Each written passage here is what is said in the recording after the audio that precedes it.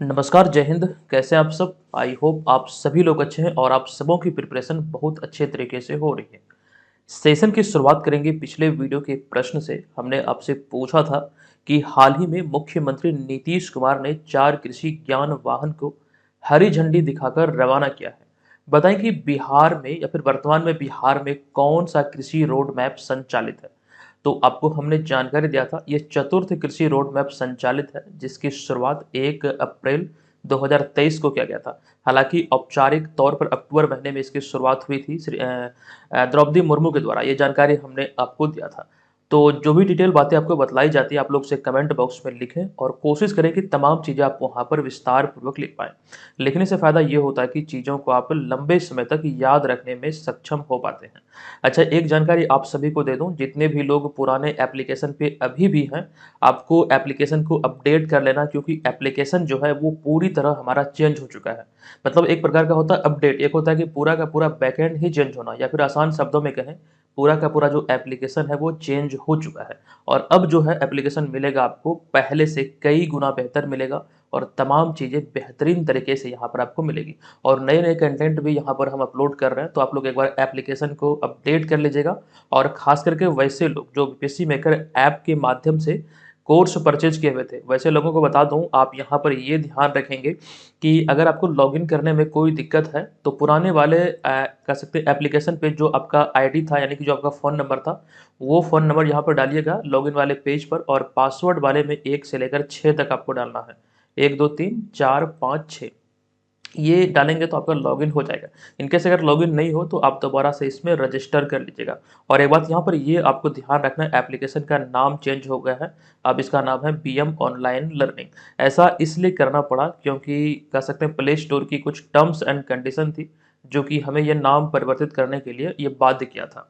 तो जिस वजह से ये करना पड़ा। और इस प्रोसेस में अगर किसी को कोई दिक्कत हो तो हमारे हेल्पलाइन नंबर पे आप संपर्क कर सकते हैं। आप चाहें तो डायरेक्टली ये जो कॉल वाला जो आइकन है, इस पर भी क्लिक करेंगे तो आप हमसे संपर्क कर पाएँगे। तो ध्यान रखिएगा, आप लोग जितना जल्दी हो, ख़ास करके जो पेड मेंबरशिप लिए हुए थे पुराने वाले एप्लीकेशन पे, तो नए वाले पर जल्दी से शिफ्ट हो जाइए, क्योंकि पुराना वाला जो एप्लीकेशन है वो बंद हो चुका है। अगर कोई लोग वहाँ पर कोर्स परचेज़ कर रहे हैं तो इस बात का ध्यान रखेंगे कि पुराने वाले पर कोर्स परचेज़ नहीं करना है, नए वाले एप्लीकेशन पे कोर्स परचेज़ कीजिएगा। तो एक बार सभी लोग इसको अपडेट कर लीजिए। इस नए वाले एप्लीकेशन की खास बात एक यह भी है कि ये पहले से बहुत ज़्यादा फास्ट है और तमाम चीज़ें जो यहाँ पर आपको मिल रहा है वो बेहतर तरीके से मिलेगा। खास करके जो पीडीएफ वगैरह डाउनलोड का जो प्रॉब्लम आप लोग बोल रहे थे, वो इसमें बहुत अच्छे तरीके से किया गया है, वो बहुत फास्ट डाउनलोड होगा। टेस्ट सीरीज जो है ये अच्छी तरीके से डिज़ाइन किया गया है, यानी कि जब आप एग्जाम देंगे इस एप्लीकेशन के माध्यम से, इसमें 3 प्रकार से चीज़ें, एक तो क्विज है और एक सेक्शनल टेस्ट है और एक फुल लेंथ टेस्ट है। तो तीनों अलग-अलग चीज़ें यहाँ पर आपको इसमें मिलेगा और हूबहू रियल टाइम एग्जाम जैसे होता है ऑनलाइन एग्जाम, वैसा ही फ़ील आपको देगा। वो तमाम चीज़ें इसमें डाला गया है। तो जो लोग इच्छुक हैं इसे एप्लीकेशन के माध्यम से ले सकते हैं। चलिए सेशन की शुरुआत करते हैं पहले प्रश्न से।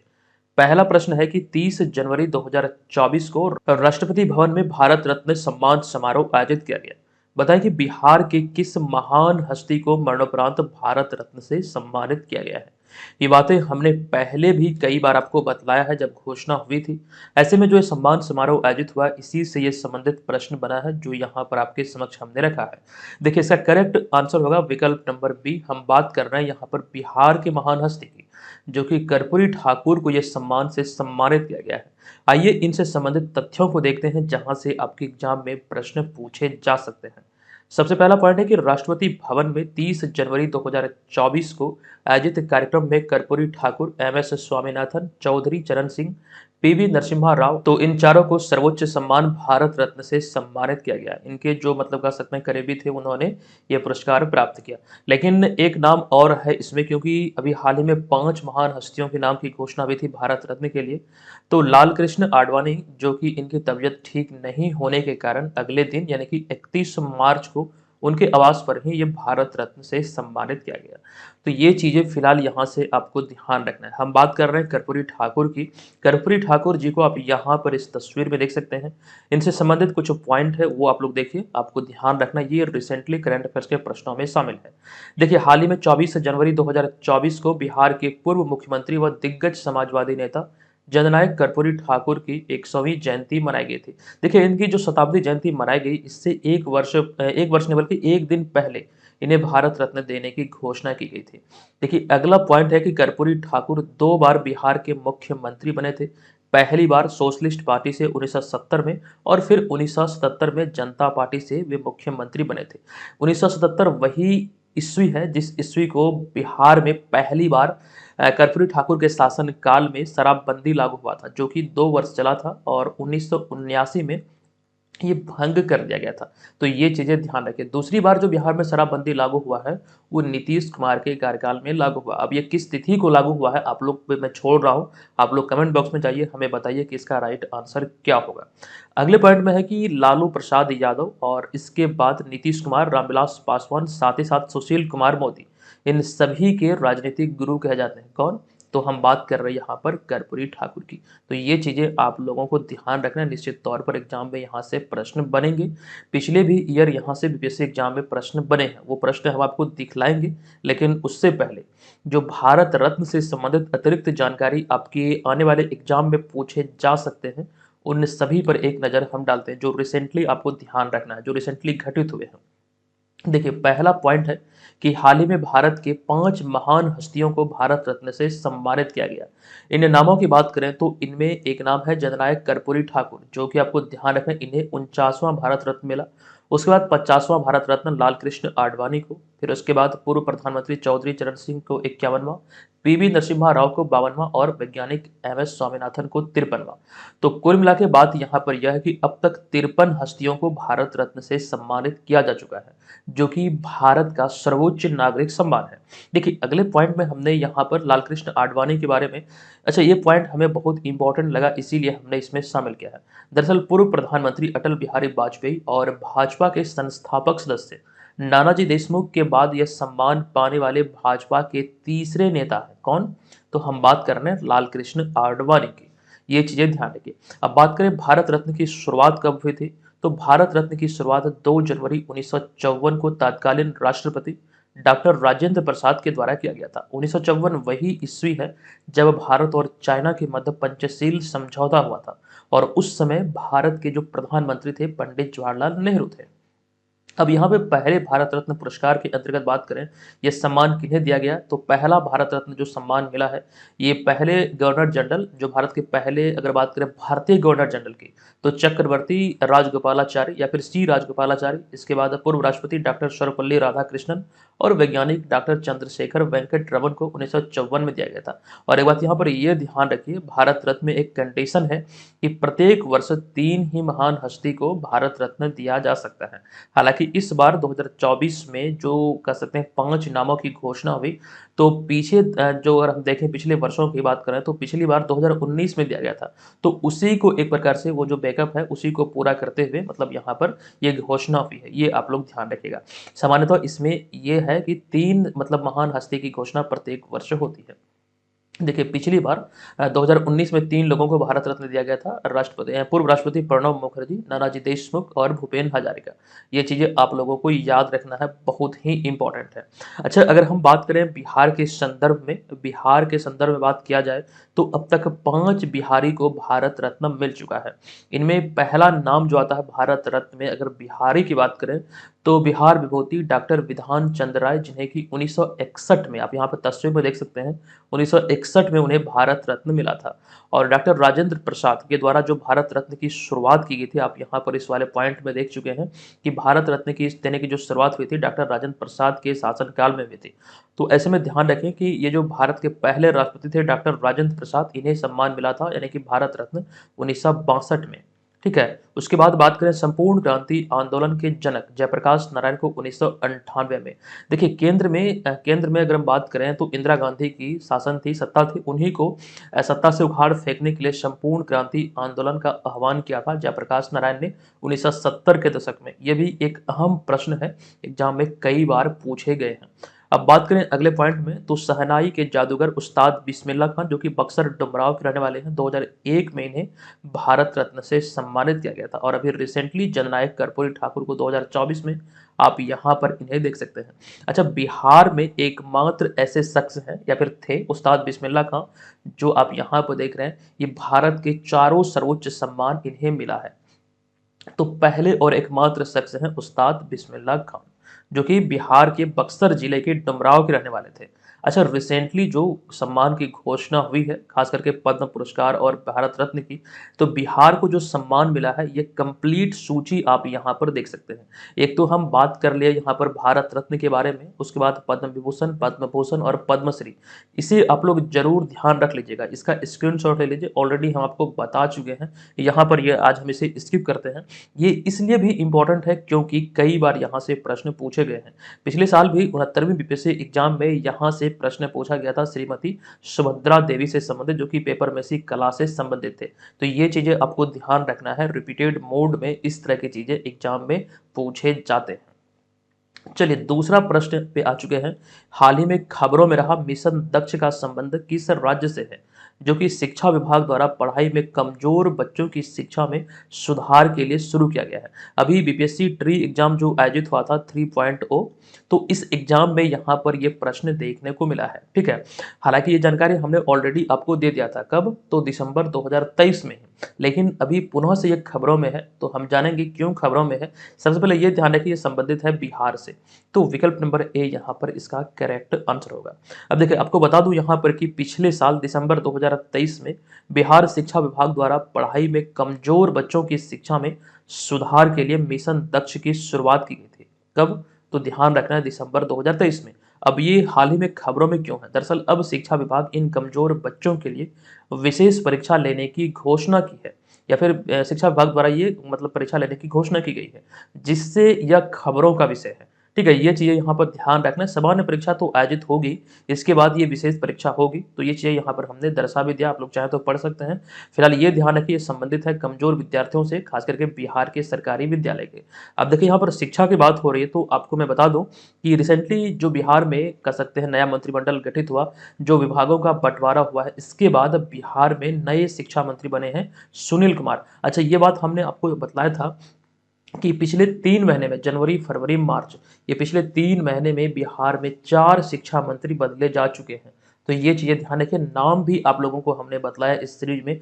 डेली बेसिस पर जब भी ये चीजें खबरों में होती है, हम आपके साथ चर्चा अवश्य करते हैं। इस सीरीज के माध्यम से आप अपनी तैयारी को बेहतर बना सकते हैं। निश्चित तौर पर ऐसा संग्रह आपको कहीं पर भी नहीं मिलेगा, तो हमारे साथ आप लोग रेगुलर बने रहिएगा, हम यहाँ पर आपकी भरपूर हेल्प करेंगे। चलिए तीसरे प्रश्न पे आ चुके हैं। केंद्रीय स्वास्थ्य मंत्रालय द्वारा 27 मार्च 2024 को जारी भारत टीबी रिपोर्ट 2024 के अनुसार 2015 के बाद से टीबी की घटनाओं में कितनी प्रतिशत की कमी आई है। देखिए ये जो रिपोर्ट अभी जारी हुआ है केंद्रीय स्वास्थ्य मंत्रालय द्वारा, इसका नाम है भारत टीबी रिपोर्ट 2024। इसका राइट आंसर होगा विकल्प नंबर सी। इसमें जो गिरावट देखी गई है वो 16% की गिरावट दर्ज की गई है।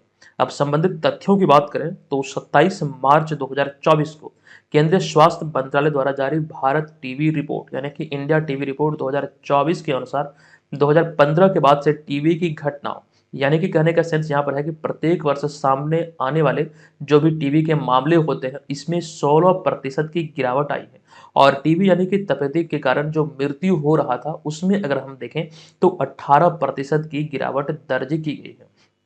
तो ये नवीनतम डेटा है जो कि ये भारत टीबी रिपोर्ट में कहा गया। ये ध्यान रखिए। अगले पॉइंट में बात करें, इस रिपोर्ट के अनुसार भारत में घटना दर 2015 में 237 प्रति लाख जनसंख्या से गिरकर 2019 में 199 प्रति लाख जनसंख्या हो गई। यानी कि टीबी की जो घटना है 2015 में प्रति 1 लाख जनसंख्या पर 237 थी, अब वो घटकर हो गई है 2022 में प्रति 1 लाख जनसंख्या पर 199। ये नवीनतम रिपोर्ट में ये सारी बातें कही गई। जबकि मृत्यु की बात करें तो 2015 में 28 प्रति लाख जनसंख्या से घटकर 2022 में ये 13 प्रति लाख जनसंख्या हो गई, यानी कि 13 नहीं बल्कि 23, यानी कि प्रत्येक 1 लाख जनसंख्या पे 23 लोगों की मौत हो रही है। तो ये चीजें संबंधित यहाँ से है, इस रिपोर्ट से है, आप लोग ध्यान रखिए, किसी भी एग्जाम में पूछे जाने योग्य है। अच्छा आपको मैं बता दूं, विश्व टीबी सम्मेलन को लेकर कुछ बातें हमने आपको बतलाया था।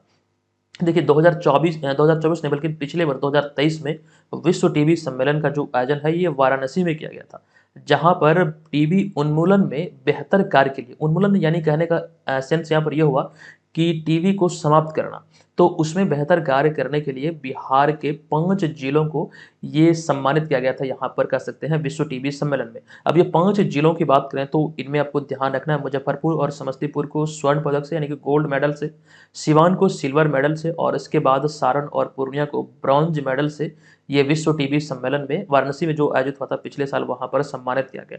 अच्छा, आपको ये कुछ जानकारी ये भी ध्यान रखना है कि 24 मार्च को प्रत्येक वर्ष विश्व टीबी दिवस यानी कि क्षय रोग दिवस माना जाता है। 2023 में जो मनाया गया है इसका थीम था yes we can end TB. ये आप लोगों को ध्यान रखना है, निश्चित तौर पर एग्जाम में पूछे जाने योग्य बनते हैं ये सारे तथ्य। चलिए चौथे प्रश्न पे हम आ चुके हैं। चौथा प्रश्न है कि किस देश की राजधानी ब्रुसेल्स में 21 से 22 मार्च 2024 तक प्रथम परमाणु ऊर्जा शिखर सम्मेलन का आयोजन किया गया। ये इसका पहला संस्करण था।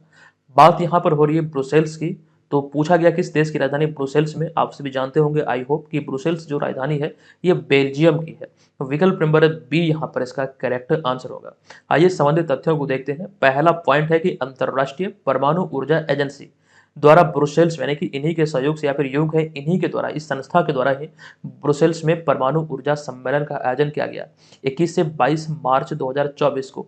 ये प्रथम सम्मेलन था या फिर योग है इस तरह का ये पहला संस्करण था जिसमें 30 से अधिक देशों के प्रतिनिधियों ने भाग लिया था। और इस सम्मेलन की बात करें तो जीवाश्म ईंधन के उपयोग को कम करने और ऊर्जा सुरक्षा बढ़ाने जैसी वैश्विक चुनौतियों में परमाणु ऊर्जा की महत्वपूर्ण भूमिका पर जोर दिया गया। तो ये इसका कह सकते हैं एक प्रकार का विषय रहा था, इसी पर चर्चाएं यहाँ पर हुई।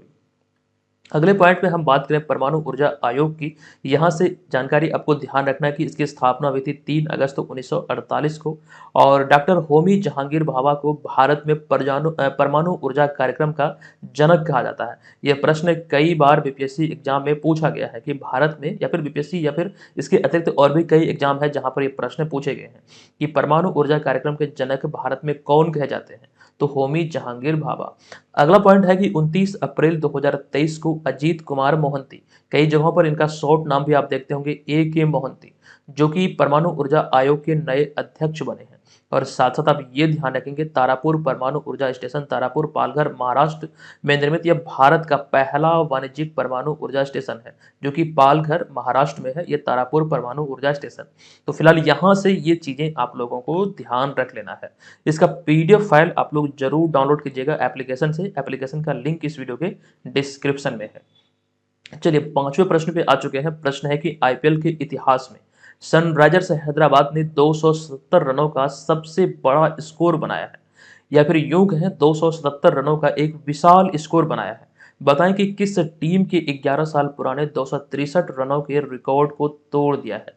देखिए इसका जो करेक्ट आंसर है यह है विकल्प नंबर सी यानी कि RCB। अगर आपको लग रहा है कि इस तरह का प्रश्न एग्जाम में नहीं पूछा जा सकता है तो आप बिल्कुल गलत हैं।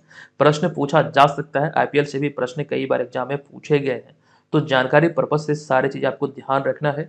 अगर थोड़ा सा मिस्टेक होगा तो आपका एक अंक आपके हाथ से निकल जाएगा। एक अंक जो है आपका वो हजारों की कह सकते हैं संख्या में आपका रैंक को ऊपर लेके जाता है। तो सारी चीज़ें जो हम आपको इस सीरीज में बतलाते हैं पूर्ण भरोसा रखिएगा, निश्चित तौर पर हम आपको यहाँ पर बेहतर देंगे। बदलते हुए पैटर्न के अनुसार भी हम क्वेश्चन को बदलते रहते हैं, यानी कहने की सेंस यहाँ पर यह है कि करंट को पुराने पिछले कई वर्षों के करंट से रिलेट करके हम यहाँ पर प्रश्न आपको देते हैं, जैसा कि यहाँ पर भी आपको दिख रहा है। ठीक है, चलिए इसकी हम बात करते हैं। तो संबंधित जानकारी में ध्यान रखना है कि पैट कमिंस की कप्तानी में सनराइजर्स हैदराबाद की टीम ने IPL के इतिहास का सबसे बड़ा स्कोर बनाया। दरअसल निर्धारित 20 ओवर में, यानी कि जो IPL है ये 20 ओवर का खेल होता है, T20 फॉर्मेट है, तो इसमें 3 विकेट गवाकर सनराइजर्स हैदराबाद यानी कि SRH ने 277 रन का एक विशाल स्कोर बनाया। जवाब में 5 बार के विजेता रहे मुंबई इंडियंस 246 रन ही बना सकी। मुंबई इंडियंस के कप्तान वर्तमान में हार्दिक पांड्या। तो कुल मिला के बात यहाँ पर यह है कि 246 रन पे मुंबई टीम सिमट गई।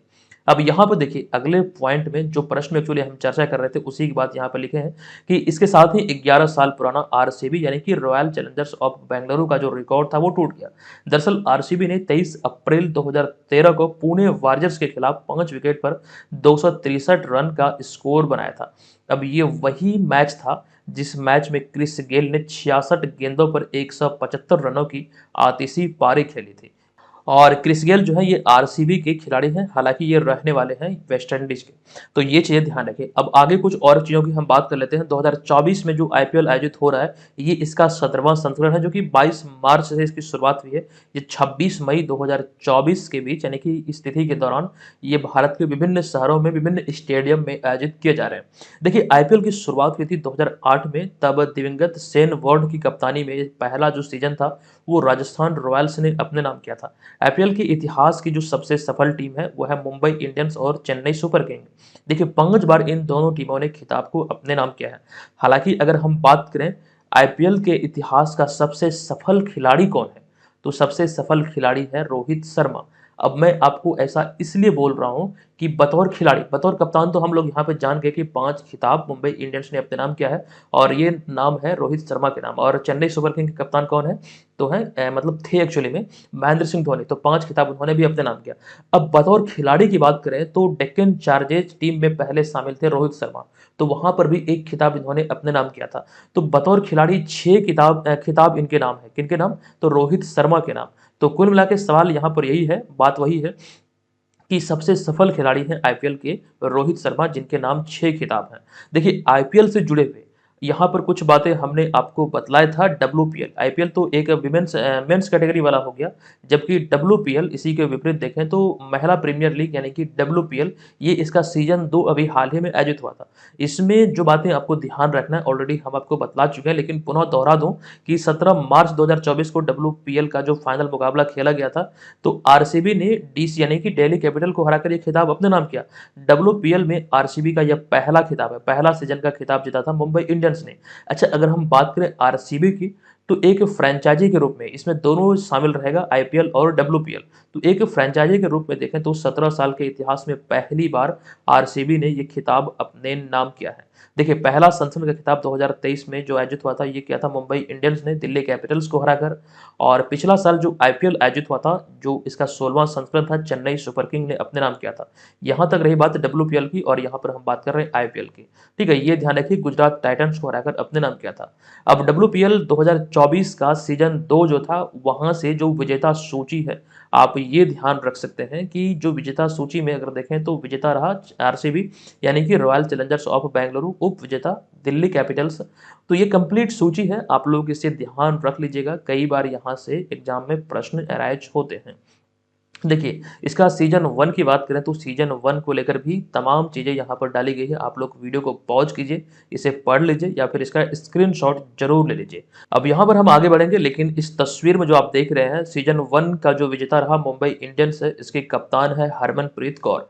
हरमनप्रीत कौर को लेकर एक जानकारी अति महत्वपूर्ण है, ध्यान रखेंगे। 2023 में Wisden cricketer of the year इन्हें चुना गया था। भारतीय टीम की कप्तान हरमनप्रीत कौर को वर्ष 2023 की Wisden cricketer of the year चुनी गई। वह यह उपलब्धि पाने वाली प्रथम भारतीय महिला क्रिकेटर है। तो ये इस लिहाज से इंपॉर्टेंट है, ध्यान आप लोग रख लीजिएगा। चलिए आगे चलते हैं। आईपीएल के पिछले संस्करण की बात करें 2023 में जो इसका 16वां संस्करण आयोजित हुआ था, इसको लेकर ध्यान रखेंगे चेन्नई सुपर किंग 5वीं बार खिताब को अपने नाम किया गुजरात टाइटंस को हराकर। और कुछ और भी चीजें हैं जैसे कि ऑरेंज कप, पर्पल कैप और most valuable player, season of the catch of the season, fair play award, emerging player of the season, ये तमाम चीजें बहुत इंपॉर्टेंट है। फिलहाल अब जो है ये पुराना हो चुका है, तो ये चीजें आप लोग याद नहीं भी रखेंगे तो चलेगा, लेकिन ये जरूर ध्यान रख लीजिएगा, एग्जाम में पूछे जा सकते हैं। और ये संस्करण कौन सा था, तो 16वां संस्करण। 2024 में जो आयोजित हो रहा है ये इसका 17वां संस्करण है। अब यहाँ पर छठा प्रश्न है कि हाल ही में किस अंतरिक्ष एजेंसी ने स्कूली बच्चों के लिए युवा विज्ञानी कार्यक्रम युविका का आयोजन किया है। इस तरह की जानकारी 2023 में भी हमने आपको दिया था। तो युविका कार्यक्रम जो संबंधित है इसरो से, हाल ही में इसकी शुरुआत पुनः की गई है। तो विकल्प नंबर बी यहाँ पर इसका करेक्ट आंसर होगा। ध्यान रखेंगे भारतीय अंतरिक्ष अनुसंधान संगठन यानी कि इसरो अर्थात इंडियन स्पेस रिसर्च ऑर्गेनाइजेशन, स्कूली बच्चों के लिए युवा विज्ञानी कार्यक्रम युविका या फिर यंग साइंटिस्ट कार्यक्रम नामक का एक विशेष अभियान का आयोजन किया है।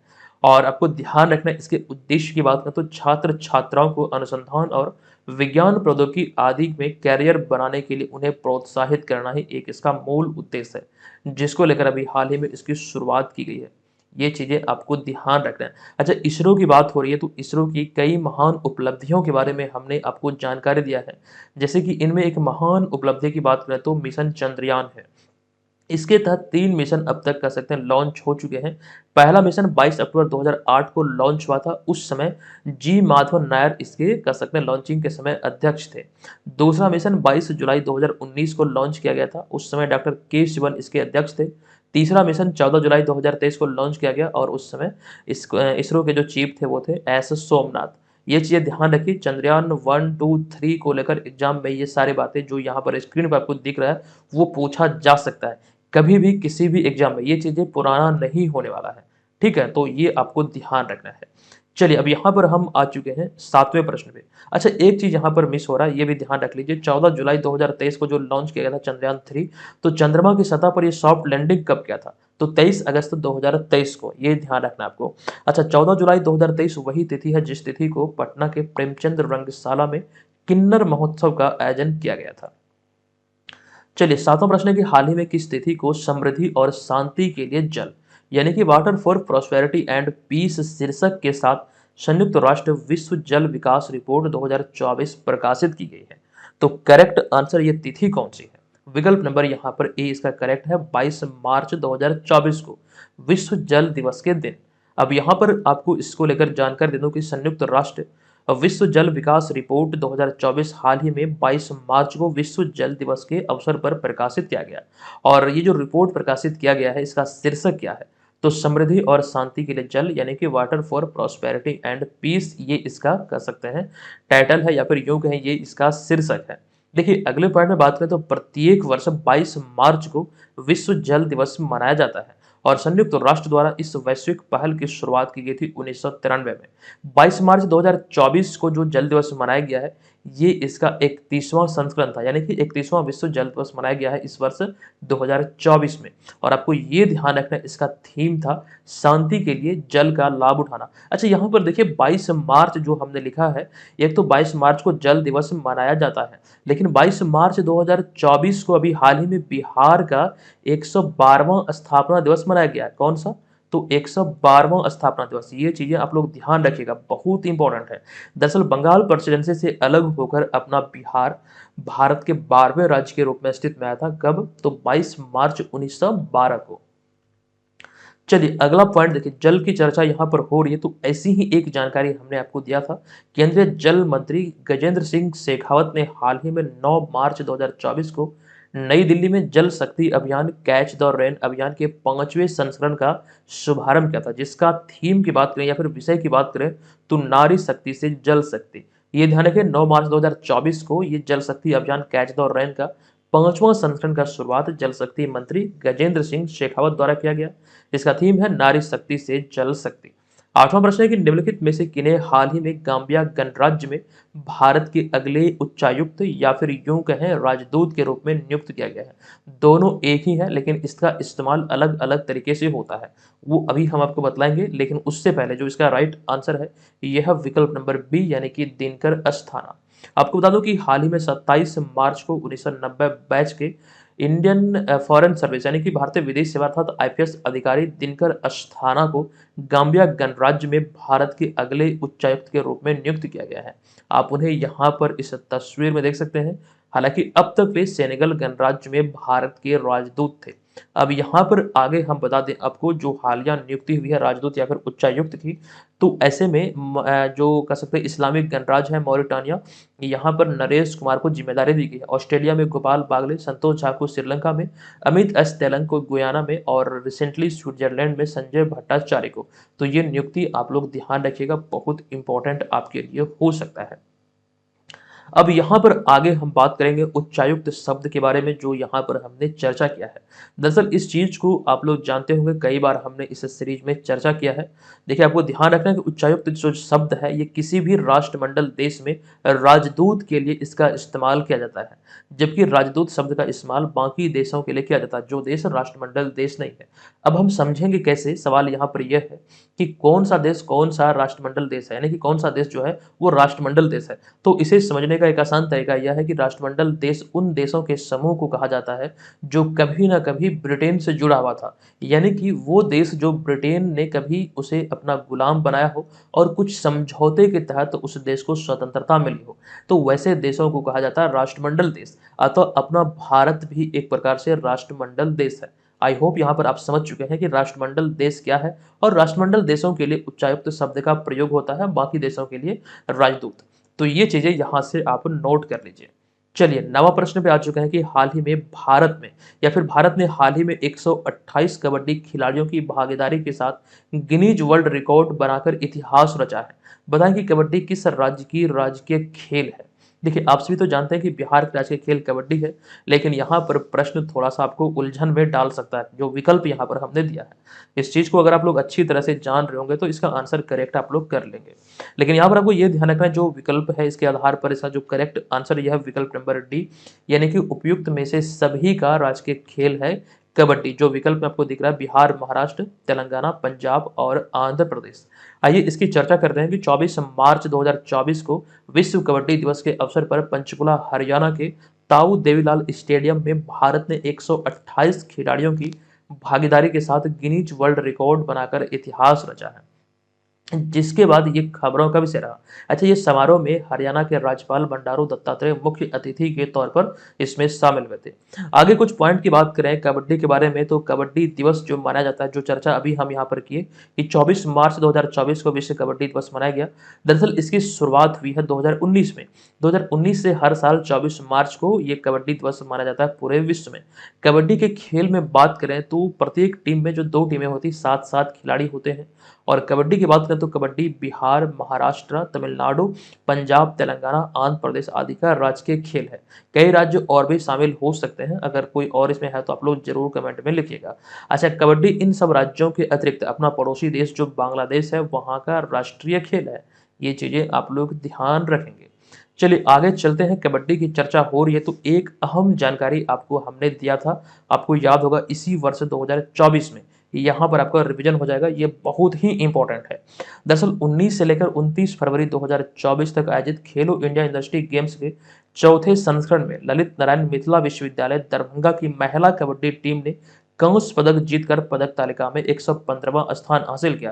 दरअसल कहने का सेंस यहाँ पर यह है कि चौथा संस्करण जो आयोजित हुआ खेलो इंडिया यूनिवर्सिटी गेम्स का स्थिति के दौरान 19 से लेकर 29 फरवरी को, तो इस प्रतियोगिता में इस चौथे संस्करण में बिहार को केवल एक ही पदक मिला, और वो पदक अपने नाम किया है ललित नारायण जो मिथिला यूनिवर्सिटी दरभंगा की है, उसकी जो महिला कबड्डी टीम है उसने अपने नाम किया है। तो कुल मिला के बिहार को एक ही पदक मिला, और बिहार का जो पदक तालिका में स्थान रहा वो रहा 115वां।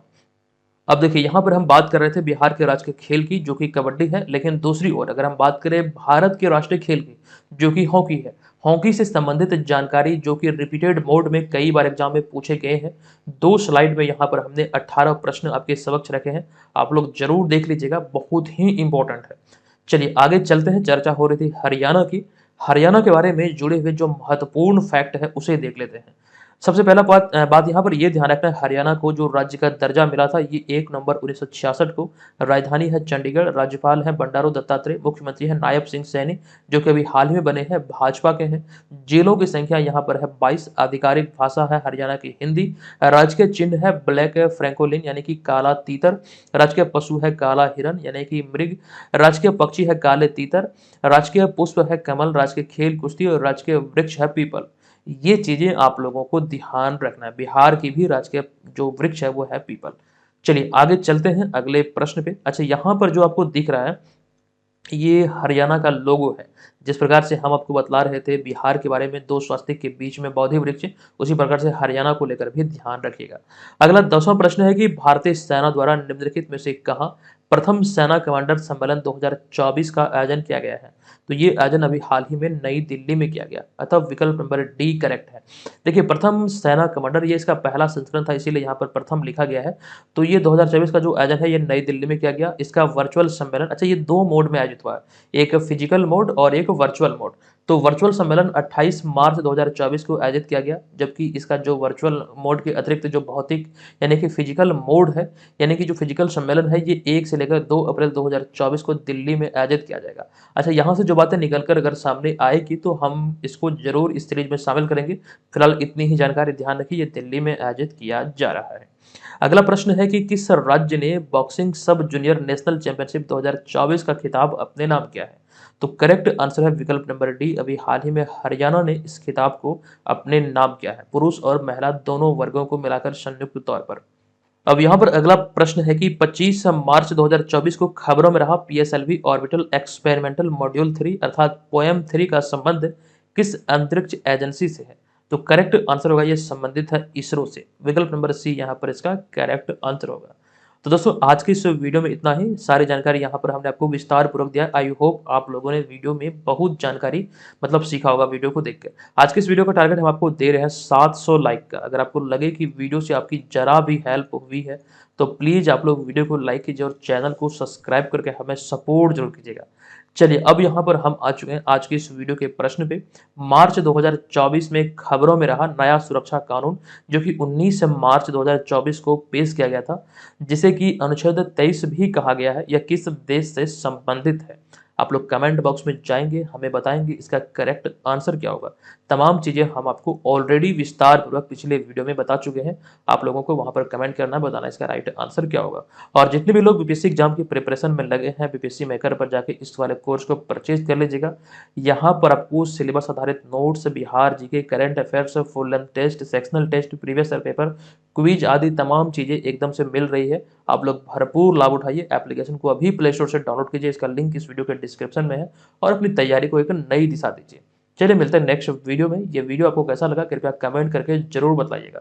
और जितने भी लोगों का कोर्स एक्टिव अभी तक नहीं हुआ है, जो पेमेंट किए हुए थे पुराने वाले एप्लीकेशन पे, तो आप लोग एक बार हमें जरूर कॉल कीजिएगा, आपका कोर्स एक्टिव कर दिया जाएगा। ठीक है। अब वैसे लोग कॉल मत करेंगे कि जो पहले पुराने वाले एप्लीकेशन पे कोर्स परचेज नहीं किए हुए थे, तो बार बार कॉल कर रहे हैं कि सर मेरा कोर्स एक्टिव कर दीजिए, मैंने पेमेंट किया था। दरअसल वो सारा डिटेल हमारे पास है। पहले हम वेरीफाई करते हैं कि क्या आपका पुराने वाले एप्लीकेशन पे पेमेंट हुआ था या फिर नहीं, उसके बाद ही आपको नए वाले एप्लीकेशन पे कोर्स दिया जाता है। ठीक है, तो जल्दी से आप लोग इसे कर सकते हैं, अपना कोर्स को एक्टिव कर लीजिएगा। चलिए, मिलते हैं नेक्स्ट वीडियो में, तब तक के लिए धन्यवाद। जय हिंद।